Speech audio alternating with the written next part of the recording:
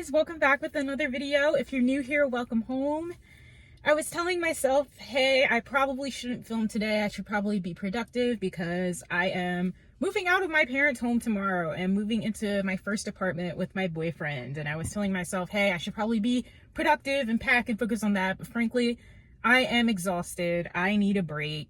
And the chaos is overwhelming. The chaos of my bedroom is insane, and I never want to accumulate that much stuff again. Today I want to talk about the impact that social media has had on me over the years. And nowadays in 2025, I think a lot of people are waking up and realizing how meaningless social media is, how much it really just doesn't matter.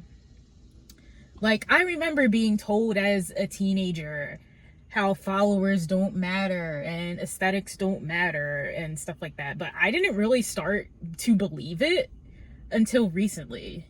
I don't know. I guess it's part of just like becoming an adult and having real life responsibilities and realizing that people are so much more than their online presence. Or if it's just a cultural shift, or if it's just both. But I'm really just realizing just how meaningless it all was. How much time I wasted on trying to have like the perfect social media presence. And like at the end of the day, it just doesn't really matter. And nowadays I just kind of look down upon people who are still in that like mid to late 2010s mindset of you have to be an IG baddie, you have to have loads of followers, you have to always have an aesthetic, you always have to like look on point, or else you just feel like your value goes down if you're not like that. I just can't vibe with people like that anymore. Like I need to be around people who are real, okay? I need to be around people who have flaws, who make mistakes, who aren't always the cleanest people, who sometimes get acne and pimples and skin conditions, and sometimes their hair looks a little frizzy, and sometimes their edges aren't always laid. Like, that's the reality of life. And I'm so glad I'm able to break away from the social media idea of perfection. So let's go into depth a little bit more about my history of social media and how much it really negatively impacted me and my viewpoint of the world as a teen. So my first real social media website that I joined was Facebook, and I believe that was in 2009 or 2010. I was in 6th grade. I probably was too young to be on there, but all of my classmates were making one. It was like the popular thing at the time. Yeah, Facebook used to be popping, guys. For all you young Gen Zers out there, like, it used to not be a lame place for older adults to complain and post AI slop images. We used to have fun on there. And I think very early on, I kind of realized that all the popular people in my class, they had a lot of Facebook friends, like 500 to like 1,000 maybe. And it's like, there's no way you know that many people at 11 or 12 years old. It was just probably some weirdo creeps that they were becoming friends with. I'm sure some of them were people that they knew, like friends of friends and extended family or whatever. But yeah, it was just like the popular people had like a bunch of friends on Facebook, and they were like all these like cool statuses. And they would poke people. Remember poke on Facebook?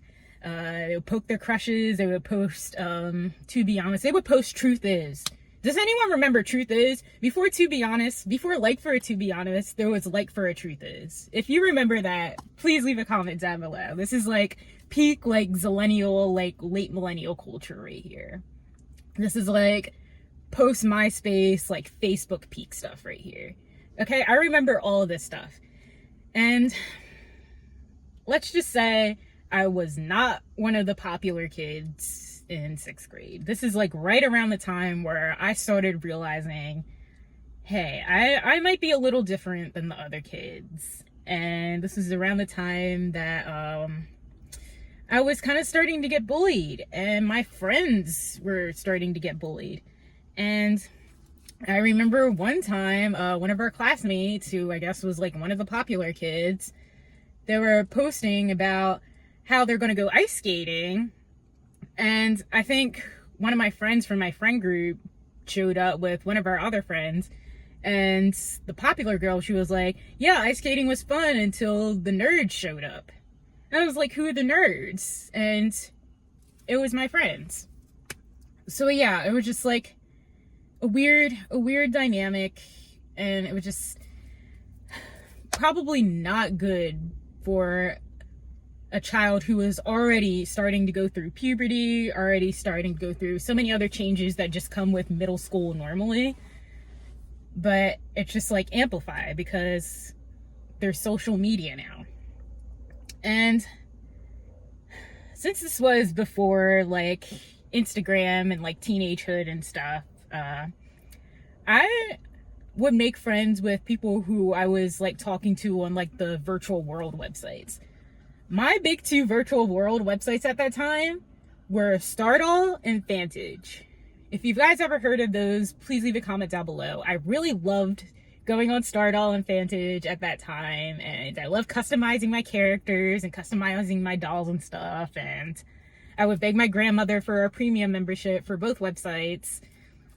And so I would like to upload like my characters on Facebook and stuff, and I would become friends with the people I would meet on those websites, and then we would become friends on Facebook. And I think the popular kids from school kind of made fun of me for that, and they were just kind of asking questions like, "What's that? Like, what's Fantage?" And it was just like kind of snide remarks about that. But I was having fun. I'm hoping I didn't run into anyone creepy. I don't know. I did make friends there. I don't think it was as bad of an impact on me as Instagram would be. So there's so much more I could say about Facebook and the shenanigans that I ran into on there, but I don't really think they're relevant to this video and the point that I'm trying to make. So I'm going to move on to when I first created an Instagram account. So I made my first Instagram account of many back in, I'd say 2013. Yeah, and I had the goofiest username ever, and it was just, I don't know, a really strange experience because I did follow my friends. I tried to follow a lot of my classmates from school, and I guess just like whoever I knew, and most of them did not follow me back. I tried to post like cute pictures and stuff, like cute for the time, you know, like Valencia filter considered, you know, back then we used to put filters on everything and those ugly borders, and we would use CamWow. If you guys know what CamWow is, leave a comment down below, okay? This is the stuff that young Gen Z knows nothing about, okay? Instagram used to be such a different place than it is now.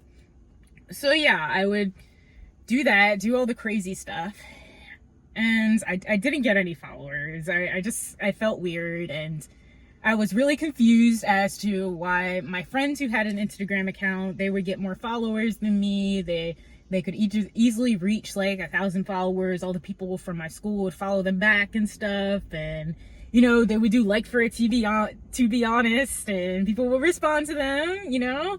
And I just didn't really get that same reception, and I didn't really get likes on my posts either.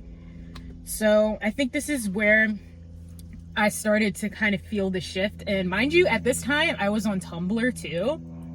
So Tumblr was like full of like aesthetic accounts. Tumblr was full of aesthetic blogs and stuff. And how can I explain this where people will understand? 2012 to 2013 Tumblr was a time for all of the niche aesthetics and stuff. It was a time for soft grunge, pastel, kawaii. I used to run a kawaii blog, guys. If you know what that is, I will post some pictures. I will post some pictures in the background to give you more context of the type of stuff that I would reblog onto my blog. And there were like sub niches for that too. Like there were like the hipster blogs, like there were just some blogs where it was just literally just random white girls in black Converse and studded shorts and giant hair eating Nutella out of a jar. And that was their entire aesthetic. That was their entire blog.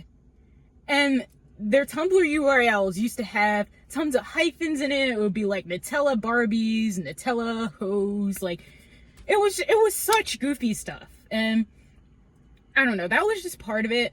But I also noticed there were some blogs that were like more like, how do I explain this? All right. So it was just like people, I guess like girls from upper middle class families with parents who are willing to buy them a $500+ camera. They would just take pictures of just like random stuff with their camera. Like they would take pictures of Victoria's Secret Pink was huge back then. Like, I don't think it's as big as it was in like 2012, 2013. It was huge back then. Like, they would take pictures of Victoria's Secret Pink, those little perfume bottles, those lotions, like the little pink dog, if you know what I'm talking about, the one with the little polka dots. They would like take pictures of, I don't know, like they would just like take pictures of themselves like in a little like cute crop top or something, and like the fashion of the time. Like they would take pictures of them like with like pastel Vans with like, I don't know, like studs on them or something. They would take pictures of like cookies, and like sometimes like during the holidays and stuff, it would be like a bunch of like treats and snacks, and they were all like taken in the same way. They all had like a certain like focal point to them, and that was their entire blog. And I noticed that people on Instagram were posting like the same stuff. Like they were posting like aesthetic Instagrams, and their usernames were usually like something like OMG texting or something like that. I don't know what that means, but that was the thing back then. And I noticed that just like a lot of the stuff that was going on Tumblr was going on Instagram as well. And I thought to myself, hey, I think that would be a good way to gain followers if I were to start posting like these like aesthetic photos, like these aesthetic pictures, and then I wouldn't seem so lame, you know? If I could curate myself to be like perfect and stuff, like people wouldn't think I was so weird for only having like 10 followers, not getting any likes on my posts. So I started to try to post like aesthetic photos and stuff. Like I tried to take like aesthetic photos. Like I would take random pictures of a bottle of Fiji water and it would get likes. Like I don't understand why, but that's what it was back then. Yeah, I would just like take like these random photos of things that people would consider like aesthetic and stuff. And like I would try to like dress like an American Apparel model, and like go to like a dressing room at the mall and like take selfies and be like that. And I would just follow all these accounts who were posting like similar stuff, and I did end up getting followers. But I think one thing that is concerning is that at one point I accumulated probably like around 1,000 followers, and I think like one day I woke up and like before I was like getting on the bus for school, I noticed that 200 were just gone. And I guess Instagram was just like deleting like all the bot followers, but like I almost had a panic attack. Like I literally felt a lump in my throat. Like I literally felt my stomach drop when I saw that 200 followers were gone from my account. Like that's not normal. That's weird. Like why was social media having like that big of a hold on me? And like over the years, like I have like deactivated my Instagram and like created a new one just to get rid of like all the bot followers, all the ghost followers. But I feel like I just can't avoid them. Like I don't know what it is, but like I feel like a lot of people just don't really like, did not really like my stuff. They weren't really interactive followers. I was stuck in the trap of follow for follow, shout out for shout out, like for like, and I don't know if anyone still does this today. It's just really stupid, and it's just an easy way to get your Instagram account like banned or like locked out of, and it's just really stupid. But I would do that back then. That's how I would try to get followers, like doing shout outs and stuff. And I bet the people who did follow me back from school like probably thought it was weird. Like, why is she doing this? Like, why does she care so much? But I feel like it was the only way to like give myself validation It was the only way to, like, I feel like, I don't know, give myself like a sense of self-worth. Because like I feel like, I don't know, I feel like I wanted more attention from like boys and stuff, but like I didn't want to like post anything like too provocative or anything that I felt like some of like my peers were doing, and that's how they were getting a whole bunch of followers and stuff. And I just didn't really know what else to do. That's what I did. And I would still compare myself. I would still compare myself to my classmates and stuff, and wonder why they would get so much attention from boys online and stuff, and they would have like random boys like DMing them and stuff, and wondering how they got so many likes on stuff and I couldn't, like why my followers were like so ghost all the time, and trying to engage my followers. It's such a waste of time. I have spent so much time trying to like curate the perfect Instagram. It's actually pathetic. And the thing that really bothers me is that throughout my teen years, I was so focused on getting the perfect picture at all times. I was so focused on having good lighting, good aspect ratio, like a nice golden ratio, which like I think those things are important. I think it's good to like want to take good pictures, but it's just like not everything needs to be perfect. This was like the era where Instagram was becoming a little bit more serious, you know, like iPhone cameras were getting better, they were becoming more quality, and this is where Instagram baddies kind of started to become more popular, and people started posting their travel and vacations more, and it was just kind of becoming more of a competition of who has the best life. And it was getting hard. It was really getting hard. And as I transitioned into college, oh my, yeah, that was hard, because I felt like I needed to have a checklist of the perfect Instagram account. Like I feel like I needed to have enough photos with friends so people didn't think I was a friendless loser. I felt like I needed to have the perfect following to follower ratio so people didn't think I'm weird for following more accounts than I have followers.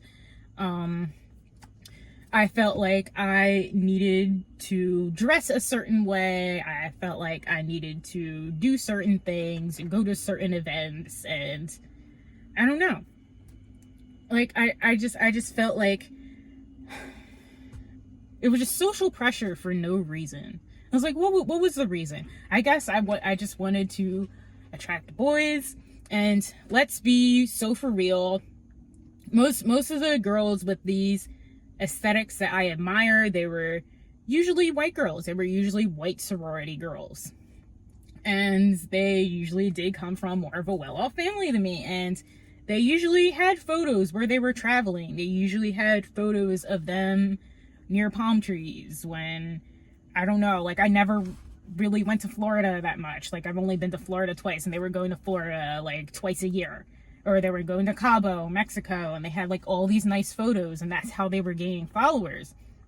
And that's how they were gaining all these likes and stuff, and they were posting bikini photos, and they were skinny, and they were tan, and I don't know. It's just a very certain like aesthetic that college white girls had that I felt like I was almost trying to achieve so I could feel better about myself.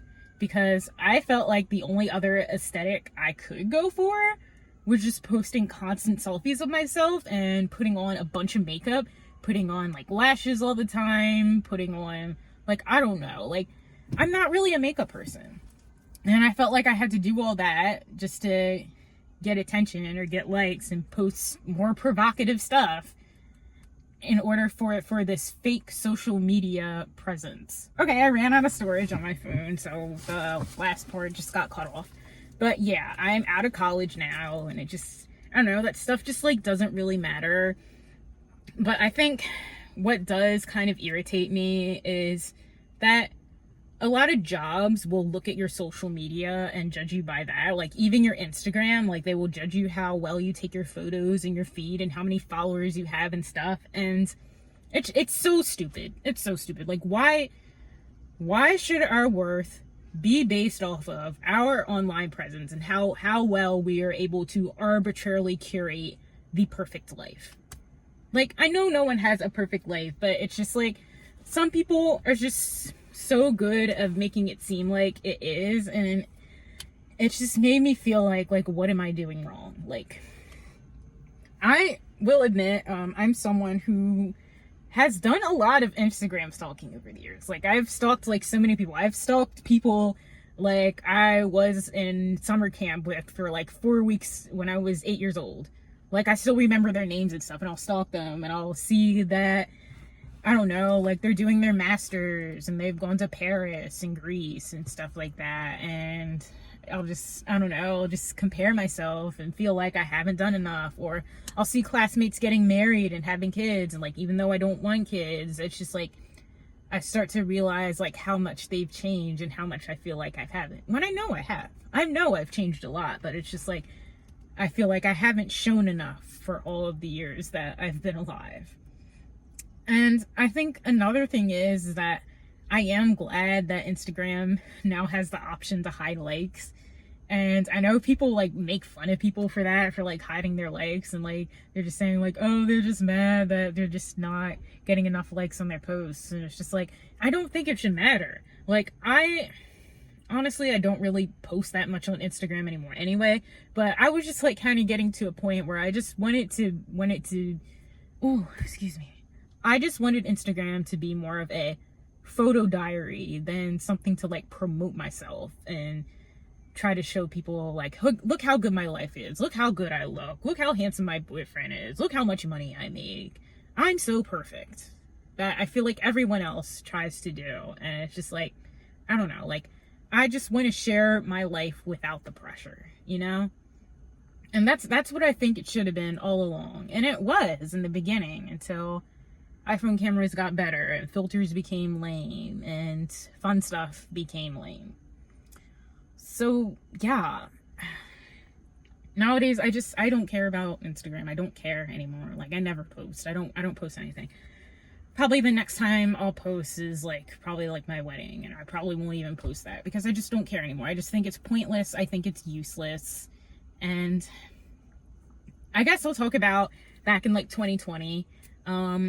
I was really into vintage aesthetics. I was really into dressing it was the 80s, maybe even the 70s a little bit, and I would post pictures of that, and I would gain a decent amount of followers from that. I would find a community from that, and I thought that was better than doing the whole aesthetic thing, the whole baddie thing, and the whole look how rich I am thing. And I was running into the same issues. I felt like I wasn't retro enough. I wasn't 80s enough. I wasn't thrifting enough. And I would find myself wondering, why do my friends have all these followers, but I can't get these followers? Or, why are my friends, finding so many other friends, but I can't? And I don't know. A lot of it is racism. Let's be for real. Because, I feel like a lot of these people who romanticize the past, are also romanticizing vintage values, whiteness, and I don't know if you guys have seen that AI video of the 80s circulating on Twitter lately. It's just so cringe. It's so awful. It just I still love the 80s, but it's just I don't want to dress like it anymore. I don't want to do it anymore. I don't want to do vintage stuff anymore. I just want to admire it from afar and move on with my life because I want to stay present. But yeah, that's kind of a tangent, and I just kind of left that community, so I just kind of post whatever now. So yeah, that's pretty much how Instagram kind of just ruined my life. It just kind of ruined my perspective of the world, and I realize now that I'm employed, that I'm an adult, that I have actual adult things to worry about besides how nice my feed looks and planning out my feed ahead of time so it will look nice. None of this matters. None of it matters. It just doesn't matter. And if you're a younger Gen Zer, or you do social media marketing or whatever, that's your job, it's just I don't know, if you enjoy it, then do it. But I don't find this stuff enjoyable, and I'm sure a lot of other people don't. We need to start living in the moment more. We need to start worrying about being present and not our aesthetic and our online presence.